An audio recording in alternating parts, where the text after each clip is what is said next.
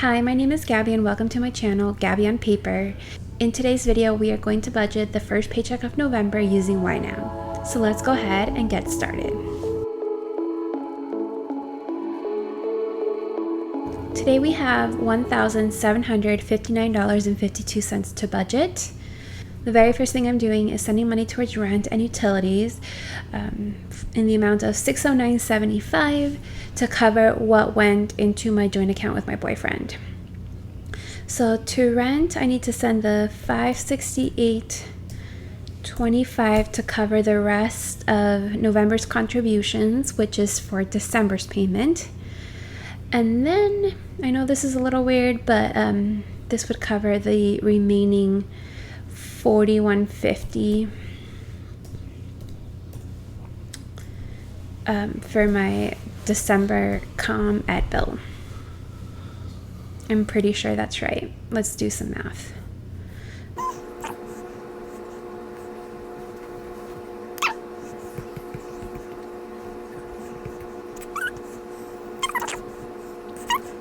$609.75 is what I send to my joint account.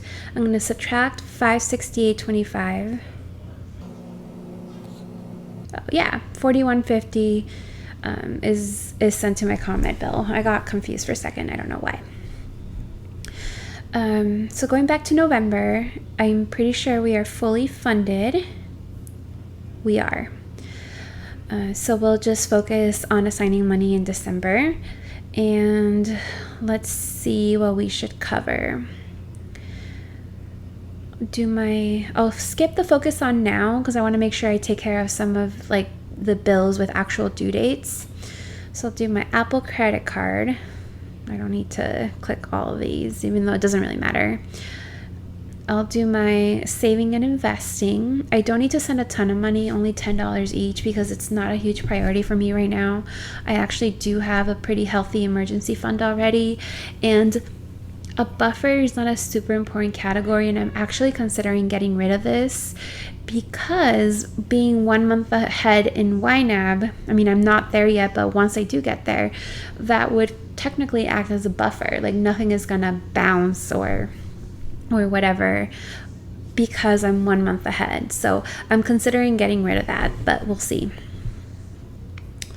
I do want to fund my AT&T bill, all of my subscriptions since all of those have due dates. We're gonna skip variable expenses. Let's go down to the yearly category group. I had deleted the YNAB target because someone used my link to sign up for YNAB, so I got a free month and they got a free month. Right now my payment's scheduled to go through in December, but I think someone else may have used my link, so thank you to both of you. So until I'm charged for the yearly fee, I'm going to remove the target, and once that payment goes through, I'll go ahead and set a target again. So let's see, all the categories we've selected so far, I could fund with $325.42, which still gives me like a good amount to work with. So I'll fund my sinking funds, which is rideshare, gifts, and home. Those are my priorities for this year, just while I'm getting everything back on track after being unemployed for so much of this year. Once the new year starts, I'm going to set targets for all of these sinking funds and contribute to them monthly. And then right now I'm not actively working on wish list items, so I will skip all those. And then down here is just reimbursements. So we're going to fund the $415.42 for all those categories that we just went over. Oh, very nice. Let's see what we want to do next. I'm not going to fund my rent and utility fee category because I'll do half with my next paycheck in November. What I did fund today was the second part of November's contribution, so I'm not going to do another rent payment this time around. I am going to skip variable expensive because this is like a hefty amount, $635, and I have quite a few other things that I want to cover. I think I will send money to all of my personal categories. That's $120, so we'll definitely do that. Very good. Okay, I want to go back to November now.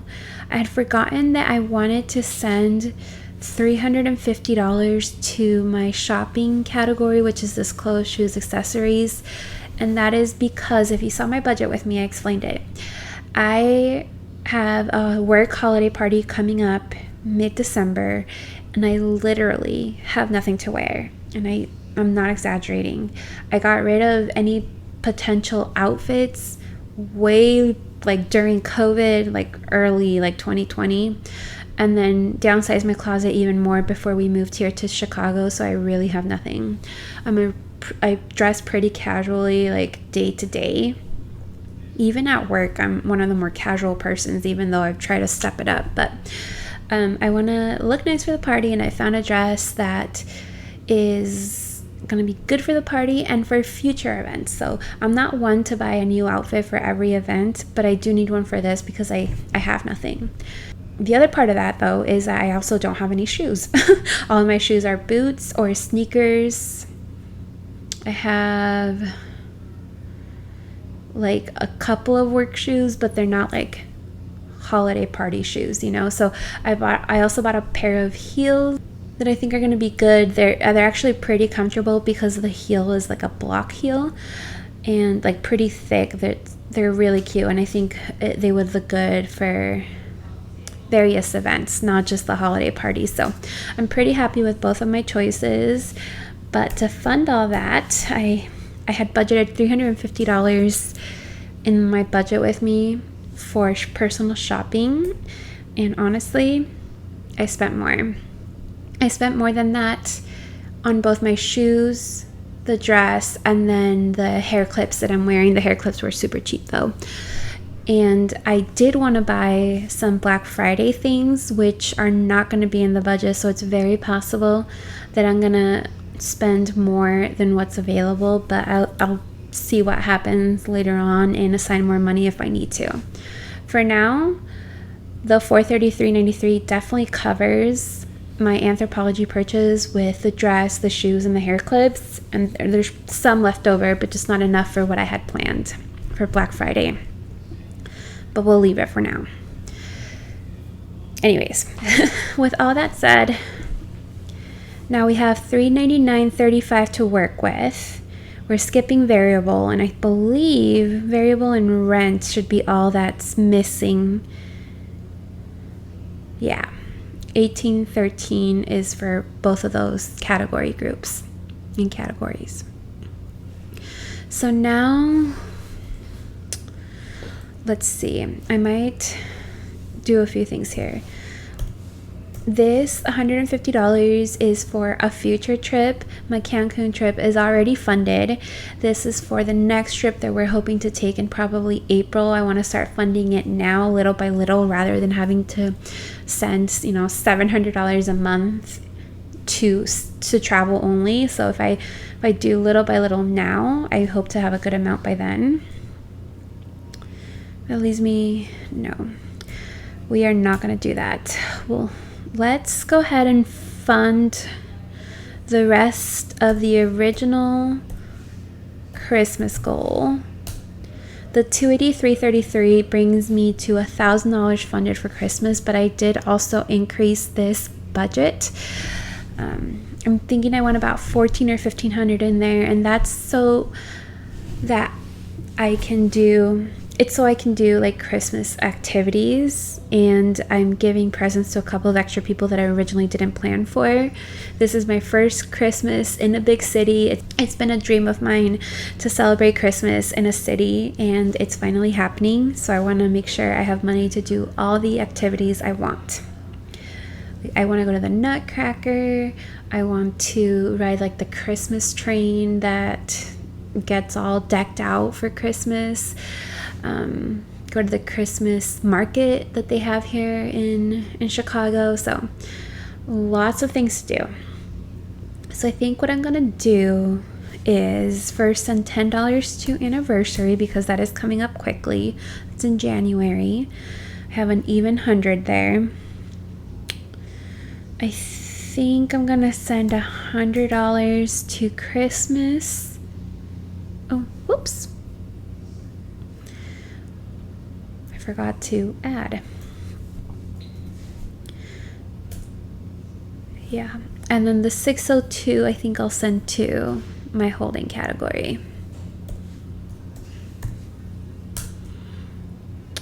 Fantastic. Let's see. Yeah. All that's left to fund for December would be rent, which is obviously a big expense. My variable expenses, which is all of these. And then the travel category. I'll be able to cover all of that with my next paycheck, with the exception of rent, because I'm doing half of my rent with each paycheck.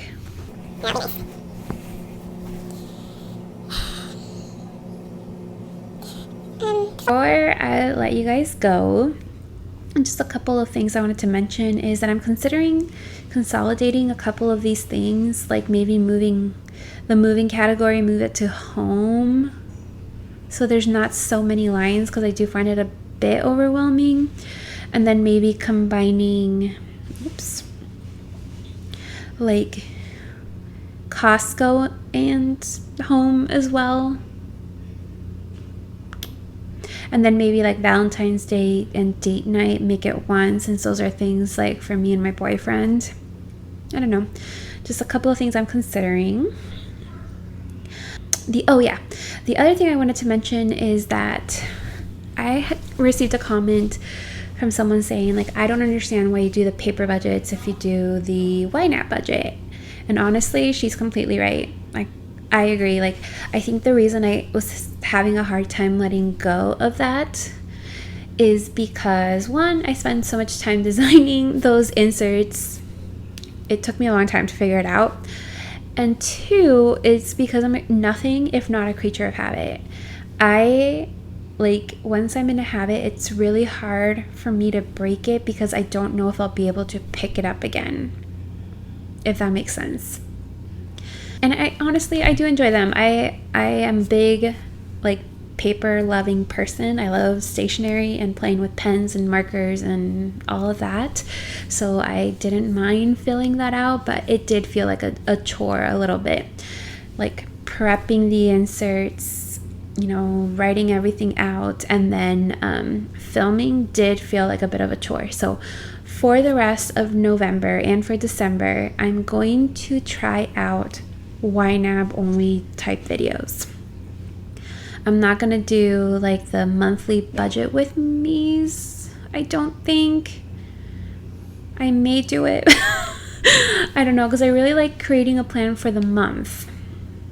I might combine that with like the plan with me's, because I do need to do those. It really helps me to look at the month as a whole, to see what I have coming up, and then to budget. Like when I have visitors, when I have the holiday party, when a movie comes out, it really helps me to look at that. I do use that to then create my budget. So we'll see how it goes. For November, one sec. Hey, this is attempt 2 at filming this last part. I was in the middle of filming and our visitors started blowing up the air mattress, and I'm in my room doing this, so because they don't know about my channel. So obviously they didn't know that I was busy. I don't remember where I left off, but basically I am not going to be doing like weekly check-ins like on paper on my channel for November and December. I'm going to try to do these YNAB only videos, and the way YNAB works, it's working well for me. I check in with it every single day. I add my transactions, see where I am with my budget. I think I am going to do like a mid-month check-in and see, you know, how much of my categories I've used, what I have left, and all that. But I'm not going to film the weekly check-ins or other like paper budgeting things, I think.